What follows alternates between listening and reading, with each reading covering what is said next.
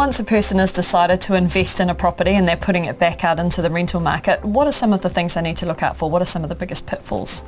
Probably the biggest is owning an investment property and actually managing that property are two different things. And so often people will buy an investment property thinking that they can manage it, and by manage I mean take on a tenant, look after the tenant, and essentially deal with all of the provisions of the Residential Tenancies Act, which is a fairly substantial piece of legislation. It's actually not a skill set a lot of people have got, and often people will get into it and they'll sell their rental investment property pretty quickly because they find that they're just not cut out for managing tenants. So probably the solution to that for most people, and about a third of people who own rental investment property do this, is they'll actually use something called a property manager. So a property manager is a specialist, a professional who is actually in the business of looking after rental property. The problem with that in New Zealand is that there is currently no standard to the quality of the service that property manager provides, and so there's all manner of